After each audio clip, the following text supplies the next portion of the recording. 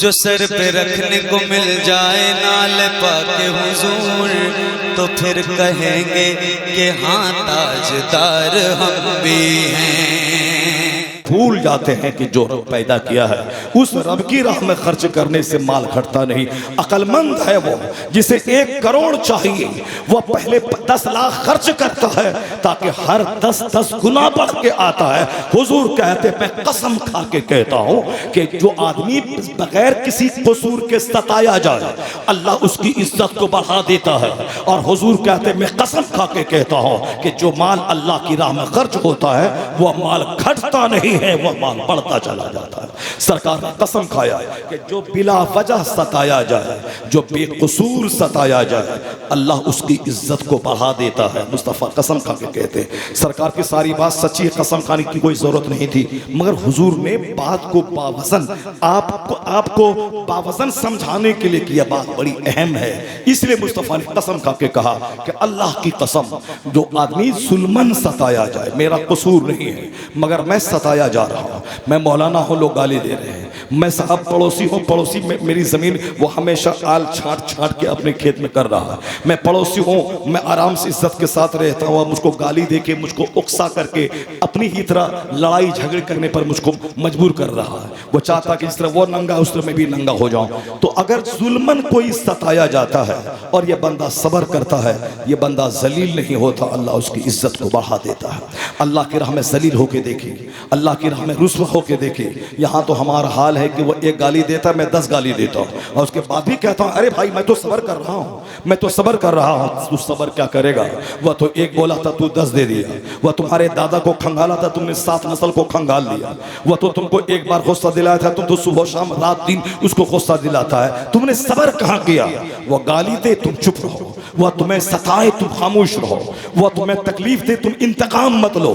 हुजूर कहते हैं, कसम है खुदा की, जो जुल्मन सताया जाता है और वह सब्र करता है तो अल्लाह उसकी इज्जत को बढ़ा देता है, उसकी इज्जत को बढ़ा देता है। यह हदीस पाक में आया है। सब्र का इनाम बहुत बड़ा है, सब्र करे, खामोश रहे। तो हम लोग तो सदका तो खैरात जो वाजिब है वो भी नहीं करते, जो फर्ज है ज़कात वो भी नहीं निकालते। ज़कात फर्ज है हम पर 50 लाख रुपए, 1 करोड़ में 2.5 लाख निकालना है। हम 1 करोड़ में 10-20 हज़ार निकाले, समझे मैंने बहुत निकाल दिया। ज़कात भी नहीं निकालते हैं। अच्छे चाय कि पूरा माल खर्च कर देना, ये हुसैन आज़म का हिस्सा था कि अपनी जिंदगी में कई बार आधा माल और कई बार पूरा माल। क्यों?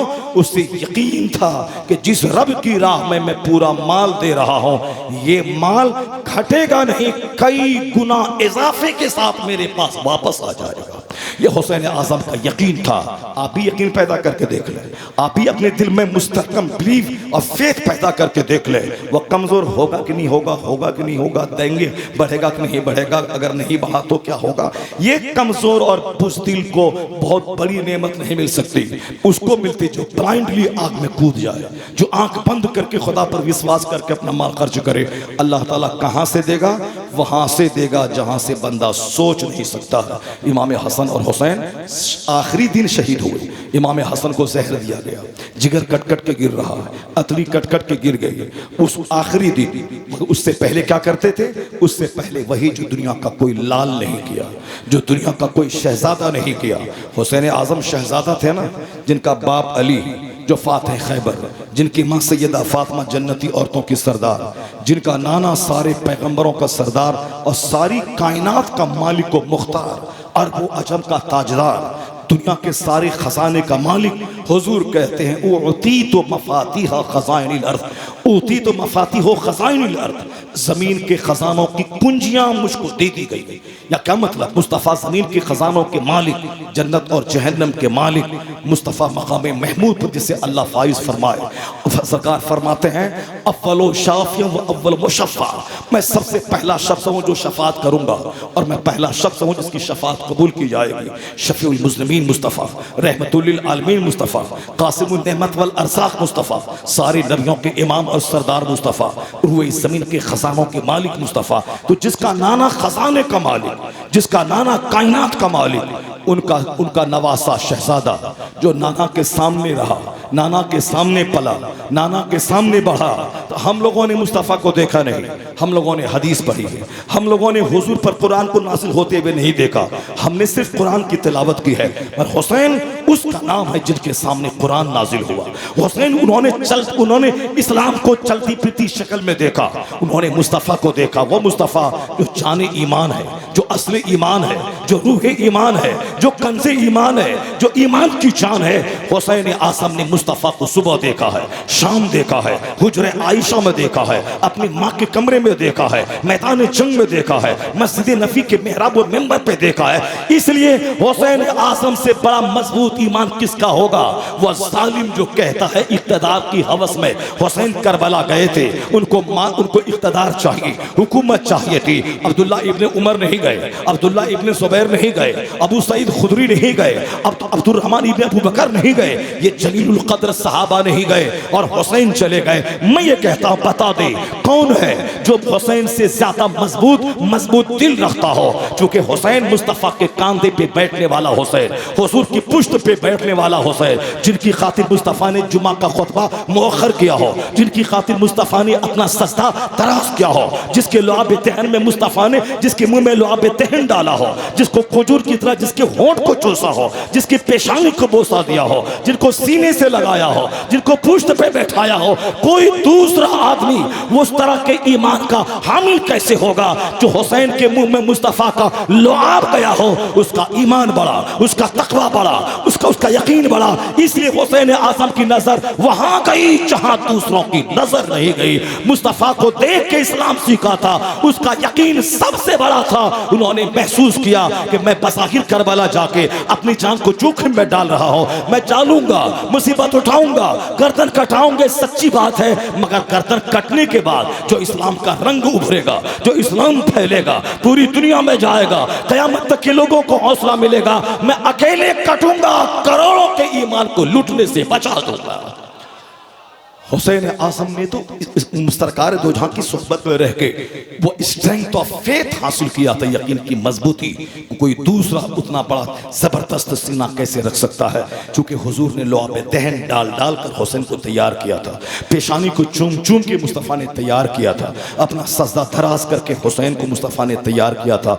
तो दूसरे को दूसरे तैयार करते हैं, हुसैन को मजहब इस्लाम के बानी और दाई कबीर इमामुल अंबिया वर रसूल महबूब परवरदिगार ने हुसैन को तैयार किया था कि आज हुसैन के लिए मैं सजदा लंबा करता हूं, आज हुसैन को कांधे पे बैठाता हूं, और कल जब मेरी उम्मत का बोझ हुसैन के कांधे पे जाएगा तो हुसैन मेरी मोहब्बत का कर्ज चुकाएगा, कर्ज अदा करेगा। सारी दुनिया ने देखा कि मुस्तफ़ा के प्यार में क्या राज छुपा हुआ था, राज यही था, आज हुसैन मेरे कांधे पर है, और कल जब हुसैन के कांधे पे उम्मत का बोझ होगा तो आज मैं हुसैन को उठाता हूं, कल मेरी उम्मत का बोझ हुसैन उठाएगा। तो हुसैन ने बोझ उठाकर इस्लाम की कश्ती किनारे लगाकर बता दिया कि नाना का कर्ज कैसे अदा होता है, प्यार और मोहब्बत का कर्ज कैसे अदा होता है। नाना ने जो उम्मीदें वाबस्ता की थी, हुसैन ने उस उम्मीद पे खड़ा होकर बता दिया कि नाना लाजवाब है तो नाना का नवासा भी सबसे लाजवाब है। हुसैन आज़म की ज़िंदगी तो नूर का भंडार है। मैं तरतीब के साथ दो चार बातें कहना चाहता हूँ जो हमारी ज़िंदगी से रिलेटेड है। हम लोग क्या सोचते हैं, हुसैन आज़म क्या सोचते थे? हुसैन आज़म शहज़ादा थे, माँ उनकी सैयदा, बाप उनके सरदार, नाना इमामुल अंबिया वर रसूल। लेकिन कभी भी हुसैन ने कुर्सी पर ऐसे टेक लगा के बैठ के कभी नहीं बोला कि मुझसे बड़ा कौन है, कभी भी नहीं। पूरी इस्लामी तारीख खंगाल दें, कभी ये जुमला नहीं निकलेगा। अगर कोई ऐसा बोलता है तो उसको मैं नहीं मानूंगा। बुखारी शरीफ में कहीं नहीं है, तिरमिज़ी में कहीं नहीं है, इब्ने माजा ने सही में कहीं नहीं है, सहाय सित्ता की हदीस में कहीं नहीं है कि हुसैन आज़म की ज़बान से कभी मगरूराना जुमले निकले हो। नहीं, हुसैन आज़म की पेशानी हया से झुकी रहती थी, हुसैन आज़म की ज़बान से मीठी बोली निकलती थी। हुसैन आज़म खामोश रहते थे जिस तरह मुस्तफ़ा खामोश रहते थे, और जब बोलते थे तो उनकी ज़बान से फूल झड़ता था। जब वो बोलते थे तो सबों को इस्लाम पर, इस्लाम के अहकाम सीखने का मौका नसीब होता था। सरकार इमाम आली मकाम कभी भी घमंड नहीं किया कि मेरी माँ लाजवाब, मेरा बेटा लाजवाब। अगर कोई ऐसा अगर बोलता है कि हुसैन आज़म ने ये कहा कि मैं सबसे लाजवाब, आप एक क्वालिटी में हुजूर मैं आपसे भी बड़ा हूँ, चूँकि आपका नाना नबी नहीं, मेरा नाना आप हैं, ये सब बात बनाने की बातें हैं, ये सब बात बनाने की बातें हैं, ये सब नॉवेल अफसाना पब्लिक को भड़काने की बातें हैं, ये सब साफ बात बनाने की बातें हैं। वह नमक मिर्च मसाला लगा के अफसाना और नॉवेल बना के पब्लिक से दाद वसूलने की बातें हैं। हसनैन करीमैन सरकार दो जहां की सुन्नतों के आईनादार थे, सबसे बड़े मुत्तकी थे, नेकियों के रसिया और हरीस थे। 55 साल में 25 हज पैदल करना, आला किस्म के घोड़े मौजूद थे, लेकिन कभी भी घोड़े पर चढ़ के आपने हज नहीं किया। क्यों? इसलिए नहीं किया कि चूंकि वो नेकियों के हरीस थे। नेकी चाहे करोड़ खरब हो, किसी नेकी को छोड़ते नहीं थे। हदीस में आया है कि अल्लाह की राह में जिस पाँव में धूल लगे, जहां जहां धूल जाए वहां वहां जहन्नम की आग हराम हो जाती है, जहन्नम की आग हराम हो जाती है। अगर आप मस्जिद जाते आते हैं नमाज के लिए, तो अगर पाँव में गर्द लगती है, धूल लगती है, धूल लगने दीजिए। जहाँ अल्लाह की राह में जो धूल पाँव में लगे, जहाँ जहाँ धूल लगती है वहाँ वहाँ जहन्नम की आग हराम हो जाती है। वो दो आँखें हैं जिसको जहन्नम की आग नहीं छुएंगे। ऐनाने ला तमस्सुहुमुन नार, दो आंखें ऐसी हैं जिन आंखों को आग नहीं छुएगी। एक आंख वो ऐनुन बकत मिन खश्यतिल्लाह, यानी वो आंख जो अल्लाह के खौफ से रोती है। आप तन्हाई में बैठे हैं, रो रहे हैं, जहां जहां आंसू के कतरे गिरने दें, अल्लाह के खौफ से बहने वाला आंसू जहां जाएगा वहां जहन्नम की आग हराम हो जाएगी। एक वह आंख जो अल्लाह के खौफ से रोती हो, और दूसरी वो आंख जो सरहद इस्लाम पर इस्लामी फौज की हिफाजत करने के लिए खुली रहती हो। यानी एक तरफ दुश्मन है, एक तरफ इस सरहद पे मुसलमानों की फौज है। दुश्मन शबखून न मार दे, दुश्मन पीछे से अटैक न कर दे, रात भर जाग कर आंख फटी रखकर मुसलमानों की अफवाज, मुसलमानों के अफवाज का हथियार, मुसलमानों की सरहदों की हिफाजत में जो आंख खुली रहती है, वह आंख को जहन्नम की आग कभी नहीं छुएगी। यानी जो आंख खुली रहती है, और वो धूल जो अल्लाह की राह में पाँव में लग जाए, जैसे जिहाद में मस्जिद जाते, मदरसा जाते, खानकाह जाते, इस दीनी महफिल में आते, दूसरों की मदद करने के लिए जाते हुए सिद्दीक़ अकबर जब खलीफतुल मुस्लिमीन बने, उसामा बिन जैद को जब रवाना करने लगे, सारे सहाबा कहते थे मत भेजें फौज को मदीना से बाहर, दुश्मन ताक में है, घात में है, मदीने की ईंट से ईंट बच जाएगी। सिद्दीक़ अकबर ने कहा था कि मेरे पाँव कील कव्वे खींच के ले जाएं, उम्महातुल मोमिनीन के पाँव को कील कव्वे खींच के ले जाए, चील कव्वे खींच के ले जाएं, मगर मैं उस फौज को वापस नहीं बुलाऊंगा जिस फौज को मुस्तफ़ा ने अपने हाथ से झंडा देके भेज रवाना किया है, मैं उसे वापस नहीं बुलाऊंगा।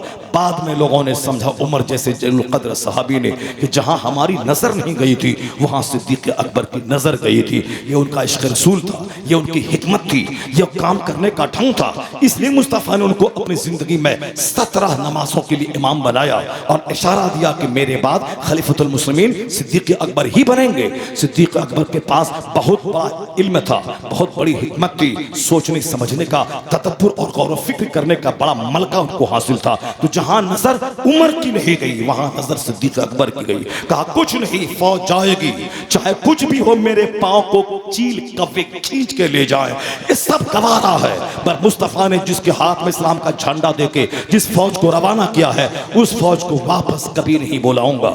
और जब किसी की बात नहीं मानी, रिजल्ट क्या निकला? बगैर खून रेस जंग के फातेह बनकर वह फौज जब वापस हुई, तो जिसने मना किया था वो सब आ के कहने लगे, अबू बकर मुबारक हो, मेरा सीना जहां तंग था अल्लाह ने आपके सीने को इंशराह सद्र की नेमत अता कर दी थी, आपका सीना खोल दिया था अल्लाह ने, नजर आपकी जहां गई वहां मेरी नजर नहीं गई। जो लोग देखने लगे कि हुजूर के विसाल के बाद फौज मदीने से बाहर जा रही है, इसका मतलब है कि मदीने में जबरदस्त फौज का भंडार है। वो उसके दिल पे हैबत तारी हो गई कि मदीने में फौज ज्यादा है, तब ना बड़े बड़े असहाबी ये जा रहे हैं सरहद इस्लाम की तरफ मदीने से बाहर। यानी ये है हैबत, जंग की तदबीर। क्या फौज भी नहीं है मगर काफिरों के दिल पे हैबत डाल देना जाहिरी तौर पर। जिस तरह से 100 फौज है एक जगह सिमट कर है तो काफिर का दिल नहीं थर रहेगा। 100 फौज को अलग अलग जगहों पे फाइज कर दे, 10 यहाँ, 20 वहाँ, 25 वहाँ, 25 26 वहाँ। जिस तरह फतेह मक्का के मौके पर 10,000 सहाबा थे, सबका खेमा अलग अलग बनाने का हुक्म हुजूर ने दिया। और सबके खेमे में जब चूल्हे में आग जली तो ऐसा लगा कि एक शहर आबाद है। वो अबू सुफियान जैसे लोग जो अब तक ईमान नहीं लाए थे, जब देखा कि पूरा मैदान में आग ही आग नजर आ रहा है, उनके सीने में इस्लाम की हैबत तारी हो गई। यह है हिकमत, यानी काफिरों को बगैर कत्ल किए हुए उनको मबहूत कर देना, अपनी ताकत की धाक उसके दिल में जमा देना। ये सिद्दीक अकबर ने वही काम किया, फौज बाहर भेज दिया। अगरचे मदीने में ज्यादा फौज नहीं थी मगर काफिरों का दिल थर्रा गया। लगता है कि मदीने में लाखों फौज है तब नहीं ये लोग बाहर भेज रहे हैं। और सिद्दीक अकबर रज़ियल्लाहु ताला अन्हु उसामा को जब रवाना करने लगे, आप घोड़े के साथ साथ पैदल चलने लगे, बाकी दूर तक रवाना करें। उसामा घोड़े से नीचे उतरने लगे। कौन? कमांडर इन चीफ, जिस फौज में उमर जैसे लोग शामिल हैं, उस फौज का जनरल उसामा बिन ज़ैद को बनाया था मुस्तफ़ा ने। चूंकि उसामा के वालिद ज़ैद उसी जंग में शहीद हुए थे, तो जब बाप का बदला लेने की भी एक हिम्मत होगी, सरकार दो का सारा काम हिकमतों से भरा होता है। चूंकि उनके बाप वहां शहीद हुए थे उस सरहद पे, इसीलिए उस सरहद पे जब काफिरों से जंग हो, उसका कमांडर जनाब ज़ैद के बेटे उसामा को मुस्तफ़ा ने बनाया ताकि उसके दिल और दिमाग में जोरदार ढंग से काफिरों से लड़ने, उससे निपटने की सलाहियत पैदा हो। उसामा बैठे हैं घोड़े पर, खलीफतुल मुस्लिमीन मुस्तफ़ा का जानशी वो पैदल चल रहा है। उसामा घोड़े से नीचे उतरने लगे। कहा हुजूर या तो आप घोड़े पे बैठे या मैं फिर घोड़े से नीचे उतर जाता हूं। सिद्दीक अकबर ने कहा खबरदार उसामा, तुम घोड़े से नहीं उतरेगा, तुम घोड़े पर बैठेगा। मैं तेरे साथ पैदल चल रहा हूं, मेरे पांव में गर्द लगने दे, मेरे पांव में धूल लगने दे।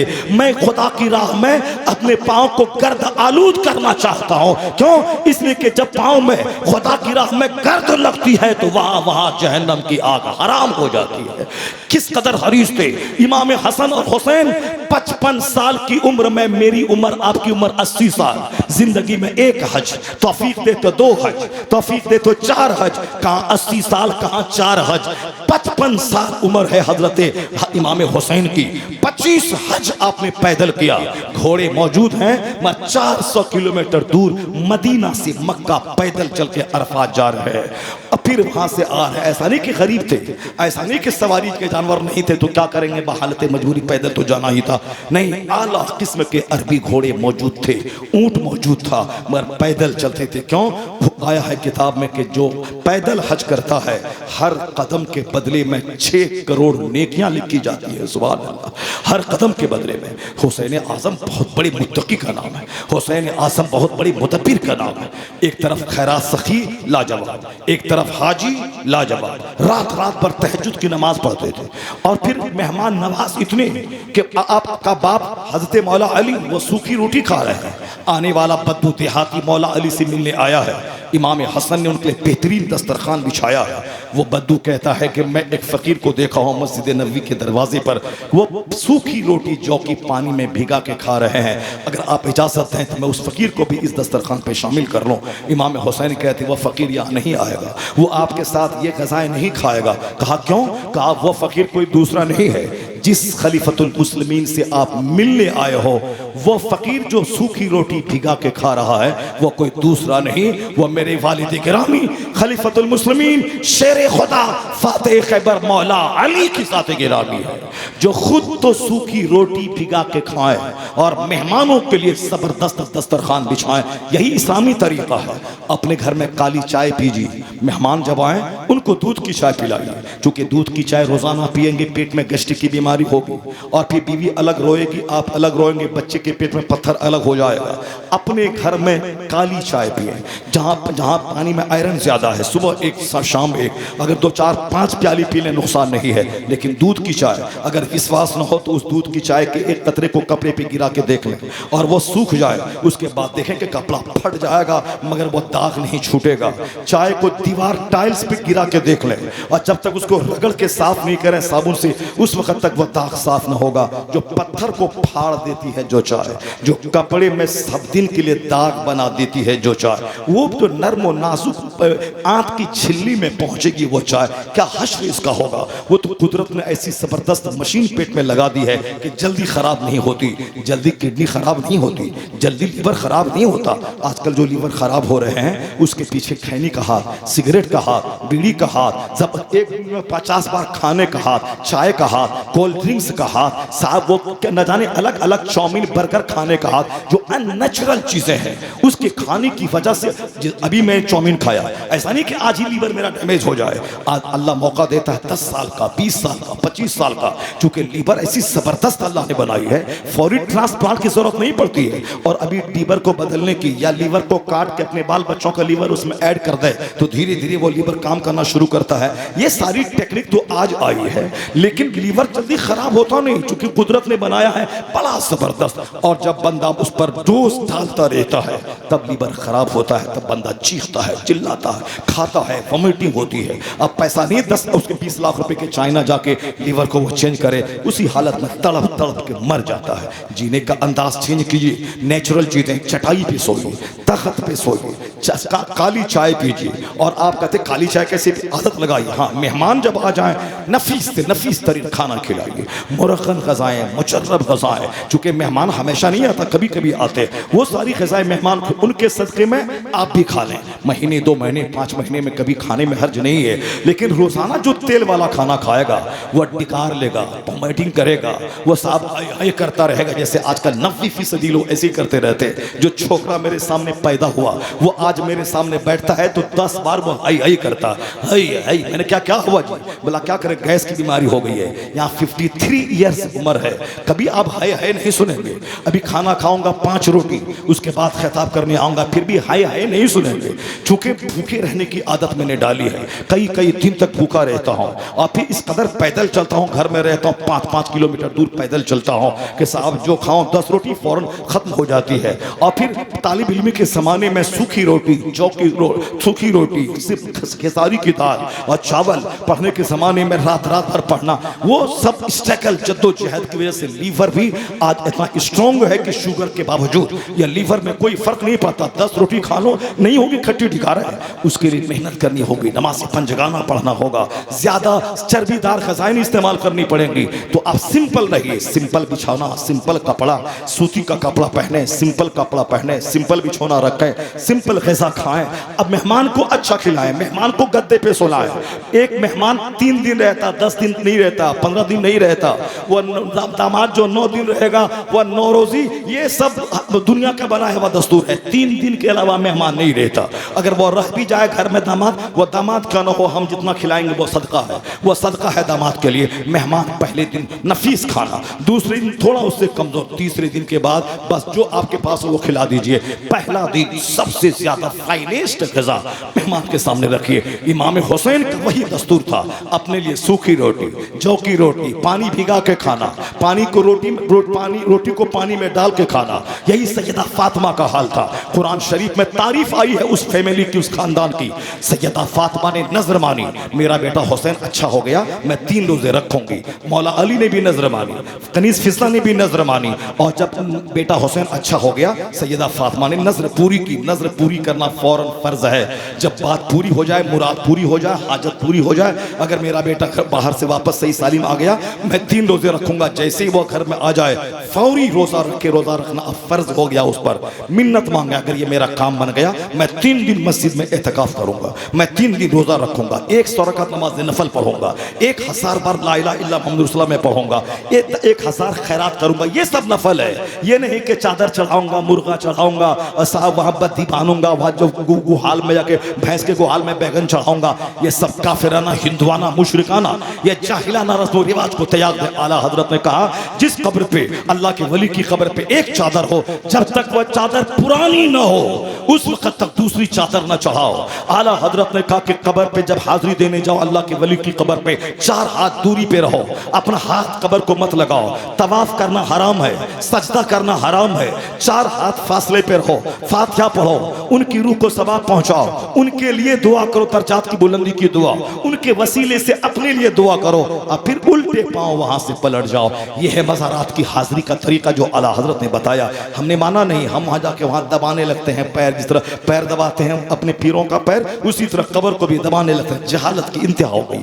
काफी अपनी मूर्ति का तवाफ करता है मंदिरों का, उसी तरह हमारे बहुत सारे लोग हैं अजमेर मुअल्ला में जाके वह पूरे मज़ार का तवाफ करते हैं। हराम है तवाफ करना, सजदा करना हराम है। हमने आला हजरत की बात को ताक पे रखा, सुन्नियत बदनाम हो गई और हमने अच्छे अच्छे लोगों का दिमाग खराब किया। लोगों ने समझ बैठा कि सुन्नियत यही है कि चादर चढ़ाना, गाजर करना, संदल का जुलूस निकालना, कव्वाली करना, तबला पीटना, जबकि कव्वाली मुरवजा कव्वाली हराम है। आला हजरत ने लिखा है यह ढोल बाजा ताशा मुरवजा ताजियादारी हराम, सख्त हराम है। यह आला हजरत ने लिखा। यह इमाम बाड़ा या अखाड़ा या फर्जी करबला या निशान में बद्दी बांधना, उसको जाके जमीन में दफन करना, आला हजरत सबको खुराफात वाहियात बिदात नाजायज काम करार दिया है। फर्जी मजार लगाना और असल मजार की तरफ हाजिरी देना आला हजरत ने नाजायज व हराम लिखा है। हमने आला हजरत की बात को ठुकरा दी। नतीजे में मेरा इंजीनियर मेरे हाथ से निकल रहा है, डॉक्टर मेरे हाथ से निकल रहा है, प्रोफेसर मेरे हाथ से निकल रहा है, मास्टर मेरे हाथ से निकल रहा है। वह समझ रहा है कि सुन्नियत यही है, औरत मर्द की कव्वाली का मुकाबला करना, तबला बजाना, वह साफ ताजिया बनाना, उसको घुमाना, काफिरों की तरफ वहां नारियल फोड़ना, वहां पानी ढारना और फिर वहां मिन्नतें मांगना, ये डॉक्टर के बाद खुराफात वाहियात। ये सुन्नियत यही है, शरीयत यही है।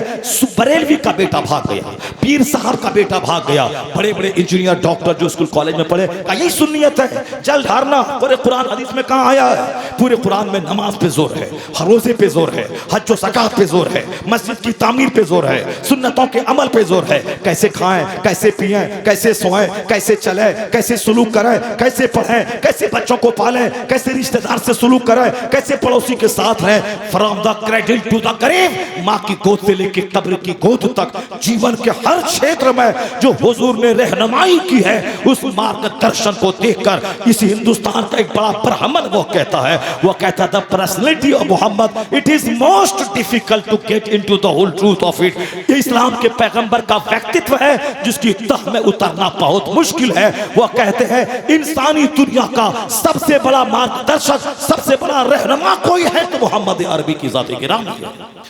गैर मुस्लिम इस तरह की बातें करते हैं और हमने इस्लाम को बदनाम किया, सुन्नियत को बदनाम किया, मसलक के आला हजरत को बदनाम किया।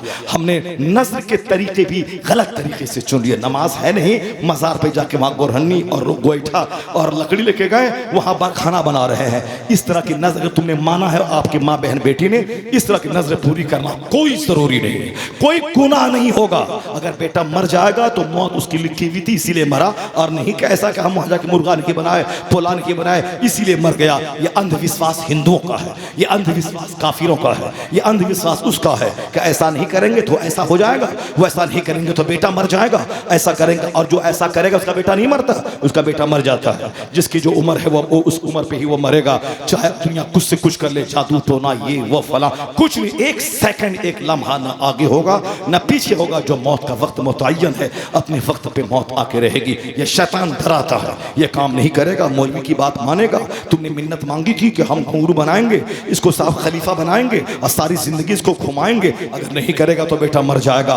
तुम ये बोल के बेटा मरे मरे मरे मर जाए, मरना तो है ही, मगर मैं जहालत नहीं करूंगा, शरीयत पे अमल करूंगा। अगर तुमने ऐसा बोला, याद रख अल्लाह ताला तुझे तेरे लिए तेरे हक में खैर अता फरमाएगा, अल्लाह तेरे हक में भलाई अता फरमाएगा, और जो तेरे लिए भलाई होगी अल्लाह वही तुझको अता फरमाएगा। जो अल्लाह से डरता है अल्लाह मुश्किल से निकलने का रास्ता पैदा फरमा देता है, और वहाँ से देता है जहाँ से बंदा सोच नहीं सकता है। फातिमा ज़हरा ने मिन्नत मांगी, यहूदी के घर से कर्ज ला के जौ को 3 हिस्से में बांटा, 3 रोज़ा रखना है। उस जौ को पीस करके रोटी तैयार करके तीनों लोग बैठे हैं कनीज़ फिज़ा, फातिमा ज़हरा, मौला अली मुस्तफ़ा के घर वाले, जो धरती के लिए एक मॉडल, एक नूर का भंडार है, बैठे हैं। दरवाजे से आवाज आई, ए मुस्तफ़ा के घर वाले, एक मिस्कीन तेरे दरवाजे पे, यतीम तेरे दरवाजे, मिस्कीन तेरे दरवाजे पे है, उसको दे दे। तीनों अशखास ने रोटियां उठाई, मिस्कीन को दे दी और पानी पी के इफ्तार कर लिया। दूसरा रोजा चालू है। दूसरे दिन जब दूसरा हिस्से की रोटी तैयार करके जब बैठे हैं, दरवाजे पे फिर दस्तक आई, कहा ए मुस्तफ़ा के घर वाले, यतीम तेरे दरवाजे पर हाजिर है, भूखा है, रोटी दे दे। फिर तीनों ने रोटियां उठाई और उस यतीम को दे दी। तीसरे दिन फिर पानी से रोजा चालू है। एक फिर दस्तक आई इफ्तार के टाइम में, जो बाकी मंदा आटी की रोटी तैयार हुई। हे मुस्तफ़ा के घर वाले, एक कैदी तेरे दरवाजे पे हाजिर है, भूखा है, नहीं खाया है। तीनों दिन, पहले दिन तो यतीम मिस्कीन और यतीम और आखिरी दिन कैदी, तीनों की फरियाद पे रोटियां उठा के तीनों ने दे दी। 3 दिन से फाका है, 3 दिन से पानी पी के इफ्तार कर रहे हैं और रोजा रख रहे हैं। आसमान पे धूम मची। जनाब जिब्रील सूरह तहर की आयत लेकर हुजूर के पास आ गए कि मुस्तफ़ा के घर वाले ऐसे होते हैं, वयुतइमून तआम अला हुब्बिही यतीमों व मिस्कीनों व असीरा। और वो मुस्तफ़ा के घर वाले ऐसे हैं जो अल्लाह की मोहब्बत में यतीम, मिस्कीन, कैदी को खाना खिलाते हैं और खाना खिलाने को बोझ नहीं समझते हैं। क्या इफ्तार के लिए बैठा, आवाज दे दी, क्या करेंगे, बिल्कुल एक दिल पे बोझल दिल लेके गया, हलो हटो लो, ऐसा ले लो, क्या करोगे, तुमको इसी टाइम में आना था। ये मुझ जैसे करोड़ों और खरबों कमजोरों की कहानी है। मैंने उस दिन से चंदा करने को अपने लिए बहुत बेकार काम समझने लगा। जब मैं जलसे का चंदा आज से 20 साल पहले करने गया, एक टेलर मास्टर के पास जब पहुंचा, उस बेचारे के पास उस दिन बिक्री ही नहीं हुई थी। लगता है कि 10 रुपए उन्होंने कमाया था। बाप उधर अलग चेहरा बिल्कुल बुझा करके बेटे को कहता, चलो हटो, जो है वही दे दो। यानी जो आज कमाया 10 रुपए, वो घर का खर्चा चलता, उसी दे दो। जब मांगने आ गया है तो क्या करना है, दे दो। जब वह 10 रुपए मुझको निकाल के दिया, मैं रसीद काटा। आज 25 साल से शायद का अरसा गुजर गया, आज तक मुझको उनका चेहरा और उनका वो बयान, बच्चों के साथ तुरशुरवी के साथ पेश आना, और फिर गुर्बत, वाकई उसको हाजत थी। उसने दिन भर में 10 रुपए ही कमाया था। और जब एक मौलवी पहुंचा है चंदा के लिए जलसा का, झुंझुला के वो 10 रुपए दे दिया, उसी हालत में घर गया होगा। उसके बाद से मैं कभी किसी गरीब और कमजोर किस्म के आदमी के पास चंदा करने नहीं जाता हूँ। और फिर फोन पे ज्यादा मैं चंदा, मेरा 3 मदरसा चलता है, लड़कियों का 100 से ज्यादा बच्चियां पढ़ती हैं, 200 से ज्यादा लड़के पढ़ते हैं, और 50 से ज्यादा हिफ्ज़ और नाज़रा, 3 मदरसे हैं। मगर मैं रसीद लेके लोगों के पास बहुत कम जाता हूँ। फोन से ही मैंने कहा कि हमारे वहाँ बच्चे हैं, आप तो ज़कात बहुत निकालते हैं और आप ज़कात का एक छोटा सा हिस्सा हमारे मदरसे को दे दें। ठीक है, हज़रत व्हाट्सअप नंबर दे दीजिए, मैं भेज देता हूँ। कोई 10,000, कोई 20,000, कोई 25,000, कोई 1 लाख, कोई 50,000 दे दिया। अब बस पूरे साल भर का खर्चा हो जाता है। अल्हम्दुलिल्लाह, मैंने जहाँ इमामत की, जहाँ मैं 4 साल रहा, वहाँ सारे लोग मुझको जानते हैं, और मैं फ़ोन किया वहाँ से लोग दे देते। मगर रसीद लेके उनके सामने जाके जलील नहीं होता हूँ। बेचारा 25 रुपये दिन भर में कमाया है और मेरी वजह से कुछ बोल नहीं सकता है। वो मारे गुस्सा के, झुंझुला के पटक देता है सामने, लीजो, कोई काम तो है नहीं, बस सिर्फ चंदा करना है। जलसा के लिए चंदा, मदरसे के लिए चंदा। हालांकि चंदा के बगैर कोई काम नहीं। जो साहिब सरवत लोग हैं, मालदार लोग हैं, वो खामोशी के साथ 100 मेंबर बना लें जलसे का, वो 100 बच्चे साल भर अपने पैसे को जमा करें, बगैर किसी चंदा के शानदार जलसा हो जाएगा। जलसे में कोई जरूरी नहीं कि 4 शायर आए, जलसे में कोई जरूरी कि 4 मुकर्रिर आए, एक खतीब आए, उसको टॉपिक दिया जाए, 2 घंटा आपको खिताब करना है। एक नात खां आए, वो 1 घंटा नात पढ़े, 2 घंटे की तकरीर हो, तो हो गई 3 घंटे का जलसा। 2 बजे 1 बजे जलसा खत्म हो गया। ये 4 शायर को बुला लेना, 4 खतीब को बुला लेना, साहब ये इस तरह से पूरा खर्चा कहाँ से आएगा। जलसा सस्ता करे, साल में 2 बार करे, कम खर्च वाला करे, पिंडाल वाला ना करे। गर्मी का मौसम, पिंडाल की क्या जरूरत थी। ये गर्मी का उत्तर प्रदेश में साहब बड़े से बड़े पीर, बड़े से बड़े खतीब आते हैं, वहाँ कोई पिंडाल नहीं रहता। इस गर्मी के जमाने में, गर्मी के जमाने में सिर्फ स्टेज लगता है, स्टेज पर भी पर्दा नहीं होता है, झंडा लगा, सामने कुर्सियां लगी, लोग बैठ गए। 50,000 रुपए में जबरदस्त जलसा हो गया। अब साल में 5 बार जलसा करवाएंगे, और बिहार का जलसा एक जलसे में 5 लाख रुपए खर्च हो जाता है। 5 लाख रुपए एक बार किया, फिर 4 साल तक जलसे का नाम नहीं लेता, कसम खा लेता। बिल्कुल सिंपल करें, सिंपल रहें, और अब कोशिश करें कि गरीबों को तंग नहीं करें, ज्यादा गरीबों को मजबूर न करें, उनके पास न जाए। सैयदा फातिमा ने बोझल दिल के साथ नहीं, अल्लाह कहता है कि इन लोगों ने खाना खिलाने के बाद क्या कहा, इन्नमा नुतइमुकुम लिवजहिल्लाह ला नुरीदु मिनकुम जज़ाअन वला शुकूरा। मैं जो तुझको खाना खिला रहा हूँ, भूखा रह के, गर्दन तक खा के, खीरा ककड़ी मूढ़ी गरीब को देना आसान है, और खुद भूखा रह के एक दाना न डाल के गरीबों को खिलाना, यह काम हुजूर के घर वालों का हिस्सा है, हुसैन की माँ का हिस्सा है। हम लोग तो गर्दन तक खाते हैं, तब खैरात करते हैं, भूखे पेट में कोई नहीं करता। 3 दिन का फाका है, कोई बोझ नहीं है। अल्लाह कहता है कि यह लोग खिलाने के बाद कहते हैं, लफ्ज़ शुक्रिया भी जबान से मत बोलना, ला नुरीदु मिनकुम जज़ाअन वला शुकूरा। मैं तुमसे बदला नहीं चाहता हूँ, मैं तुमसे शुक्रिया का लफ्ज भी सुनना नहीं चाहता हूँ। आज अगर मैं किसी को 10 दूं, वो धन्यवाद नहीं बोले, शुक्रिया नहीं बोले, शुक्र लक नहीं बोले, कहता हूँ बदतमीज, शुक्रिया तक अदा नहीं किया। लफ्ज शुक्रिया बोलने से खुश हो जाता।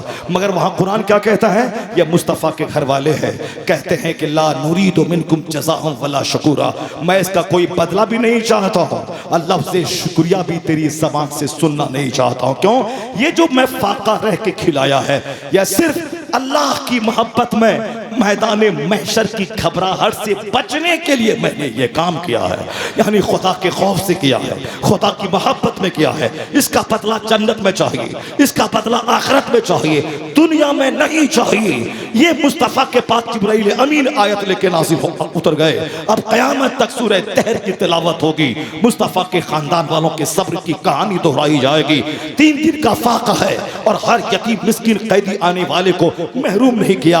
ये वो घर वाले हैं जो फाका रह के मुस्कुरा के दूसरों को अता क्या करते हैं। ये नबी के घर वालों की कतुर इम्तियाज है, फाका करना, सब्र करना, मुस्कुराते रहना, मुसीबतें उठाना, दूसरों की जरूरत को अपनी जरूरत पे तरजीह देना। वह कभी कोई मुस्तफ़ा का आशिक सेल्फिश नहीं होगा, कभी वह मफाद परस्त न होगा, खुद गर्ज न होगा। जो बकील है वह हुसैनी नहीं, जो खुद गर्ज है वह हुसैनी नहीं, जो मफाद परस्त है वह हुसैनी नहीं। मुस्तफ़ा के खानदान का कैरेक्टर बोलता है, वहां हर फर्द बशर, बच्चा से लेकर खवातीन तक सब नेकियों की हरीस, नेकियों की तलबगार और नेकियों के शौक में जीने वाला, बुराइयों से नफरत करने वाला। सिर्फ शहादत ही लाजवाब नहीं है, उनका सजदा भी लाजवाब है, सखावत भी लाजवाब है, रोजा भी लाजवाब है, नजर हकीकी की तकमील भी लाजवाब है, यानी हर अदा लाजवाब है। इसलिए हुजूर ने कहा था, मैं 2 चीजें छोड़ के जा रहा हूं, एक कुरान और एक अहले बैत। यानी कुरान अल्लाह का कलाम है और अहले बैत प्रैक्टिकल में चलता फिरता कुरान है। कुरान पर ये अल्लाह का कलाम है, अहले बैत को देख, ये कलामुल्लाह की तशरीह का नाम अहले बैत है, कलामुल्लाह की तफसीर का नाम अहले बैत है, कलामुल्लाह की तौज़ीह का नाम अहले बैत है। इधर किताब पढ़, उधर प्रैक्टिकल में मुस्तफ़ा के घर वालों के देख ले, इस्लाम समझ में आ जाएगा। यह है अहले बैत मुस्तफ़ा, जिन्होंने अपने किरदार से दुनिया वालों को बताया। अब एक दूसरी बात सुन लें, हुजूर सल्लल्लाहु अलैहि वसल्लम ने अपने शहजादे को प्यार करके दुनिया वालों को सिखाया है कि बच्चे प्यार की चीज़ है, डांटने की चीज़ नहीं है। बच्चे प्यार की चीज़ है, मारने की चीज़ नहीं है। गांव देहात के बच्चे शर्मीले होते हैं, गांव देहात के बच्चे माँ बाप के सामने जाने से डरते हैं। गांव देहात के बच्चे क्यों, बाप इतना डांटता है बच्चों को, इतना बात बात में मारता है कि उनका बच्चा कभी भी कोई महान इंसान बन ही नहीं सकता है। महान इंसान बनने के लिए सीना का खुला रहना जरूरी है। महान इंसान बनने के लिए आदमी के दिमाग का कुशादा रहना जरूरी है। महान इंसान बने रहने के लिए आदमी का दूसरों के साथ गौर तलब, डिस्कवरी, इन्वेस्टिगेट करना जरूरी है। यानी सवाल करना, पूछना, तहकीक करना, तजस्सुस करना, ये जरूरी है। और हमने डांट डपट करके इनके छोटे से चेहरे को कुम्हला दिया, इनके दिल को हमने मुरझा दिया। जो इनको बहुत बड़ा फ्यूचर इसका होने वाला था, मैंने इस बच्चों को गली कुचे का डंडा और खेलने वाला बना दिया।